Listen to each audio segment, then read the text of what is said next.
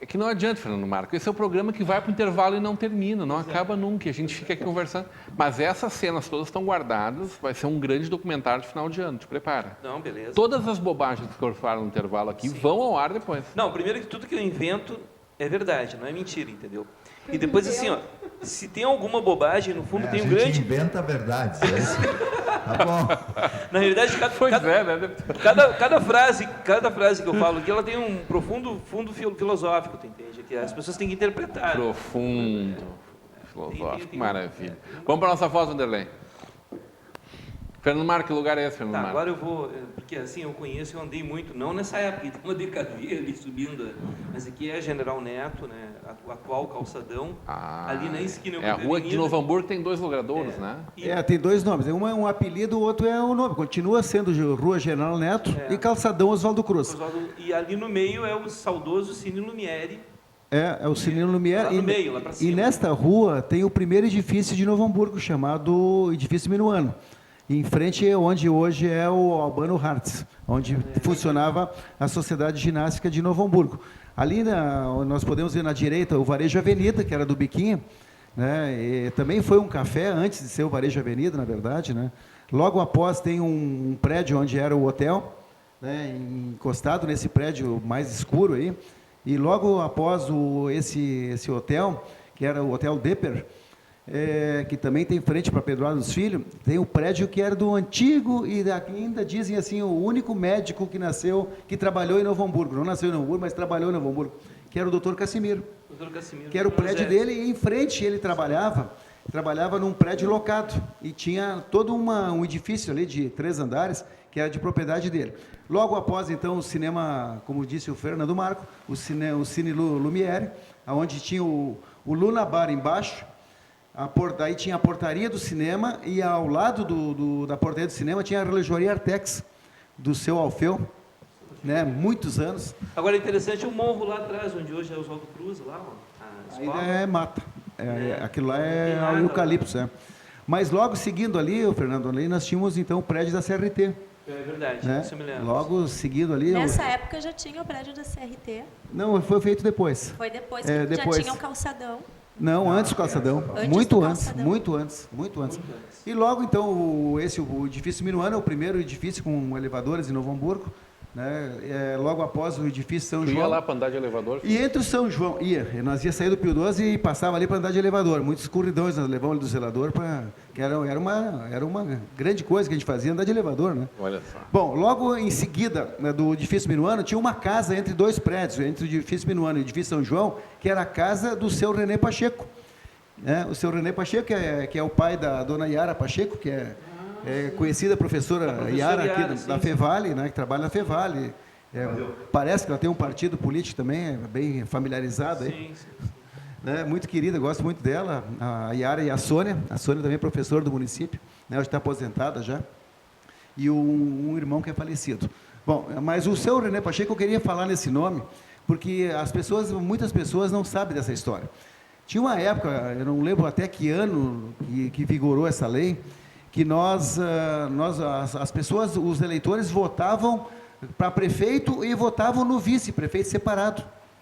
E o seu René Pacheco, ele foi eleito, o último vice-prefeito eleito vice-prefeito. O último caso em que houve eleição de prefeito e vice, governador e vice, e presidente e vice, foi a eleição do João Goulart, em que o João Goulart foi eleito, isso antes de 64, isso. Né? Foi em 60. Pois é, então o Pacheco foi o último vice-prefeito de Novo Hamburgo eleito vice-prefeito, porque as pessoas concorriam a vice-prefeito, né? E muitas vezes o vice ele era até adversário. Aliás, eu acho que tem que começar a fazer isso de novo agora, porque estão dando golpe no prefeito, estão dando golpe no governador e no presidente. Então, para que não seja um impostor como esse que nós temos hoje, a gente deveria voltar a ter a eleição direta. O senhor esqueceu de falar em prefeito, o senhor falou governador e presidente. Não, prefeito também, falei primeiro. Prefeito. Desculpa então, tá bem.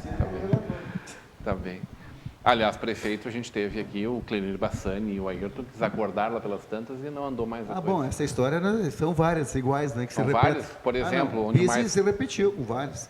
Não vai dar nome aos bois. Não, vamos... Eu só quero dizer que eu terminei bem. É verdade, terminou com candidato. Né? Acho que falou bem o Tarcísio. Fink, do lado esquerdo, tu não falou o nome das pessoas.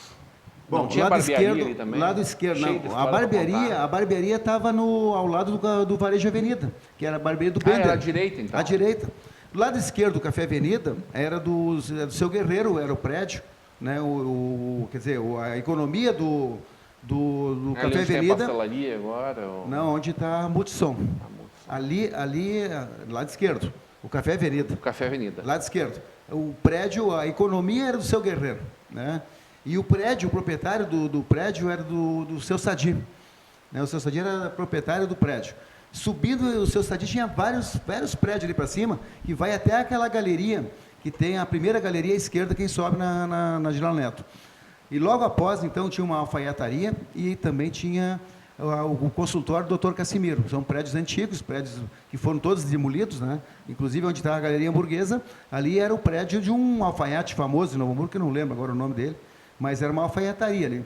E subindo tinha a gráfica do seu Júlio Dil, né? Onde hoje tem outras lojas ali, mas era uma gráfica, uma das gráficas mais bem equipadas de Novo Hamburgo era ali, era a gráfica central, que era ali. E subindo, então, o prédio da Sociedade Ginástica, ele foi refeito, onde é o Albano Hartz hoje, ele já foi, não é o primeiro prédio da Sociedade Ginástica, era o segundo prédio ali, né? E subindo mais um pouco, então, a Escola Oswaldo Cruz, que está até hoje. Que prédio é aquele muito bonito abaixo da Sociedade Ginástica?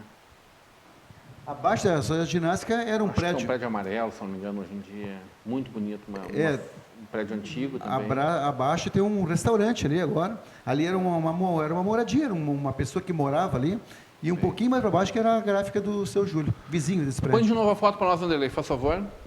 Esse prédio, então, é propriedade do Luiz Felipe Scolari e do Mauro Galvão. Hoje? São proprietários desse imóvel. Olha só. Onde era Mauro Galvão tem um na frente da igreja ali também, né? Eles têm vários. O Felipe também tem aquele prédio ali na Bento Gonçalves, em frente à Praça 20, né, onde está o banco Sicredi. Atualmente Aquele é do Luiz Felipe Scolari. A minha, eu acho que a gente pode olhar para essa. Eu olho para esta Novo Hamburgo e eu olho sobre 3 prismas, né? Hoje a gente tem ali um calçadão. Então, eu gostaria de deixar 3 perguntas para os senhores falarem sobre isso. Qual é o melhor aproveitamento para esse calçadão? Segundo, a praça, a Rua do Calçado, ônibus de turismo, revitalização. Como é que vocês enxergam um centro mais cheio de hamburguenses e de turistas? Esse calçadão... E, por fim, uma coisa que eu acho muito importante, que vocês dois, quando estavam na administração municipal, o prefeito Tarcísio e o secretário Fink, vocês discutiram a questão da poluição visual e também sonora no centro da cidade e acabou não caminhando um projeto de lei nesse sentido. A gente deveria repensar a cidade a partir desse prisma? Na verdade, eu acho que são perguntas interessantes. Primeiro, eu acho que o calçadão, ele, de fato, da forma como ele está hoje, ele, vamos dizer assim, ele tem pouco significado para a cidade, ele tem um significado menor do que ele poderia ter. Eu penso que ali, uma das hipóteses seria edificar no centro dele um espaço para os artesãos que hoje ocupam a Praça do Imigrante, né? Poderia ter ali no centro quiosques, e isso poderia, inclusive, aumentar a frequência, inclusive, para todo aquele comércio do calçadão. No que tange a essa questão da Rua do Calçado, revitalização do centro, vamos dizer assim, o projeto pensado, já junto com a integração com o trem, era tirar os ônibus, né? Tirar a principal, vamos dizer assim, ao menos o principal entroncamento dos ônibus ali, e transferir isso para o lado do shopping. Mas, ao mesmo tempo, para evitar que houvesse uma depreciação e tal, criar uma linha circular de ônibus gratuito, que fizesse a rota saindo do shopping, vamos dizer assim, subindo ali a Marcílio, né? Poderia entrar na Pedro Adams, ou enfim, entra na Pedro Adams, faz a volta e faz só essa volta pelo centro. Ônibus gratuito. Din-din. É uma espécie de não, mas evidentemente um ônibus que poderia ser inclusive um ônibus elétrico, né, com motor elétrico para evitar a poluição e ao mesmo tempo evitar que nós tivéssemos a saída vamos dizer assim, do consumidor daquela região. Na verdade, eu acho que tem que ser repensado deste ponto de vista o problema da ocupação do centro e ao mesmo tempo fazer um processo muito importante de qualificação dos passeios do centro para fazer muito mais mobilidade a pé no centro. Trabalhar muito mais com a ideia das pessoas poderem se deslocar com conforto, com segurança, com, enfim, naquele circuito que é um circuito curto, né, do shopping até os bancos, é um circuito relativamente curto, né? Então poderia, isso nós havíamos pensado. Então é um pouco esta linha de um projeto de revitalização que na verdade é o que tem hoje, com recursos do BID, né? O BID tem esse recurso ainda disponível e que eu penso que logo nós teremos a possibilidade de fazer este processo de revitalização do centro de Novo Hamburgo. Ficaríamos muito felizes sumindo com os fios do centro da cidade. Né? E a outra coisa, a questão dos outdoor, enfim, dos equipamentos externos de visualização. Nós começamos uma discussão, sim, no meu governo. Havia, inclusive, um comitê que era integrada pela ACI, pelo CDL, pelo Sindy Lojas, por arquitetos, por urbanistas, né, por outros setores da comunidade que vinha discutindo isso, mas as condições políticas ainda não estavam dadas para que nós pudéssemos aprovar uma legislação semelhante à de São Paulo. São Paulo, a capital, ficou uma cidade muito mais bonita depois que proibiram toda vamos dizer assim, a propaganda externa das empresas, dos outdoors, os front light, tudo isso proibido. O Pink fez um trabalho importante de tirar uma série de propagandas, de placas, exatamente, que era um inferno, né? Mais de 1000. Fez um trabalho importante, porque inclusive o calçadão não dava para transitar, ou tu tinha que ir desviando uma placa da outra, né? E isso tudo foi feito um trabalho de convencimento dos comerciantes que era importante retirar toda essa... Mas eu acho que um dia, não acho que isso seja muito próximo, mas um dia nós teremos condições de retomar essa discussão e fazer com que as pessoas possam enxergar a arquitetura, possam enxergar a natureza, possam se enxergar e não ficar ofuscados por placas. Ali para o calçadão, eu ouvindo o deputado falar, eu penso assim, na importância da gente ter, já que nós temos o Albano Hartz ali, de ter um centro cultural, usar o calçadão como um espaço de cultura, em que diariamente, ali à tarde, de manhã, os artistas se encontrem. Assim como tem em Porto Alegre, no centro Mário Quintana, né? Então, eu vejo ali no calçadão o ideal, assim, principalmente pelo Albano Hartz estar ali, né? E até assim, a Feira do Livro acontecer ali no calçadão, ter pequenos estandes de troca de livros ali, assim, uma coisa assim diária, contínua. E também, como ele é extenso, as feiras, né, das artesãs. Quando falo no calçadão, talvez eu estou falando muito aqui hoje desse espaço ali, mas era o calçadão, a Rua João Neto era o quintal da minha casa. Então, quando eu fui secretário de Cultura, nós promovemos ali a Feira do Livro. Foi um grande sucesso, né? Nós promovemos a Feira do Livro durante 15 dias, borbulhava de pessoas ali, inclusive fomos ocupar a Praça do Imigrante, porque já não comportava mais só o calçadão. Nós promovemos muitos encontros culturais ali no calçadão, usando a estrutura do Albano Hartz, e o Albano Hartz só está lá hoje em pé por causa da Feira do Livro, né? Depois, outro dia eu posso contar a história, como é que nós conquistamos aquele espaço para a cultura de Novo Hamburgo. né? Uma vez eu era presidente da Câmara, eu assumi a prefeitura e eu desapropriei aquele prédio lá. Assinei um decreto desapropriando aquele prédio para se tornasse um espaço cultural. Isso lá em 89. Em 1989 eu decretei isso e o prefeito voltou, teve que anular meu decreto e voltou para o proprietário. E agora... Deve ter sido um escândalo. É que pra na época, realidade, né? Pink, assim, Foi. o que Tem acontece muitas ali, fotos. Teve períodos que teve uma aura de cultura naquele lugar. Mas eu não entendo por que as pessoas dizem que a Feira do Livro tem que ser lá na praça, Pois lá é, na praça, não. na praça 20. Até Por que tem que ser lá? vou- Lá tranca tudo, Sim. lá tem que fechar aquela rua do Banco do Brasil. Sim, É muito mais caro fazer lá. Até vou retornar à década de 80, onde ainda tinha ali o prédio da sociedade, ainda funcionava como sociedade ginástica, se bem que eu acho que ali já estava mais direcionado ali. Era boate sauna. Mas ali já era aqui na Essa o Rodrigo ia. na José de Alencar, aqui onde fica a sede da sociedade ginástica. Mas ali a gente tinha o Cine Lumière, né?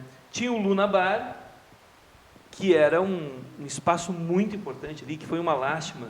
Lástima foi perder o Cinema Lumière, a prefeitura perder na gestão do ex-prefeito Ayrton.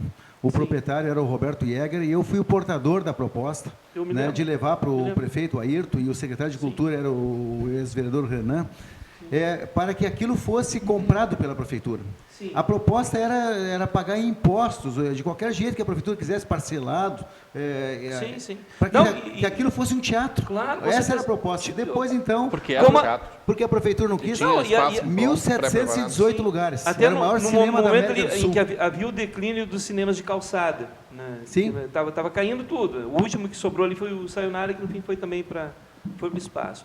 Mas ali, por exemplo... Sayonara é na Lima e Silva. Não, eu digo na questão dos cinemas O de último calçada. remanescente. Né? Que nem, por exemplo, o projeto que teve em Porto Alegre agora da revitalização do Cine Capitólio, sabe? Então, o Cine Lumière ele também poderia se prestar a isso na época, né? Claro que agora não adianta mais chorar sobre o uísque derramado, né?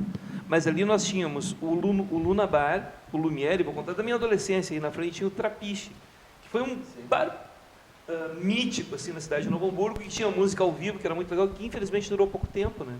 E ali, então, essa movimentação cultural existia ali. Porque a galera ia no Luna tomar um cafezinho, depois ia no Cine Lumière, assistir um filme, ali os clássicos, década de 70, década de 80, depois ia no Trapiche, lá pelas 10.000 começava a música ao vivo. ali Era quase começou- uma cidade baixa.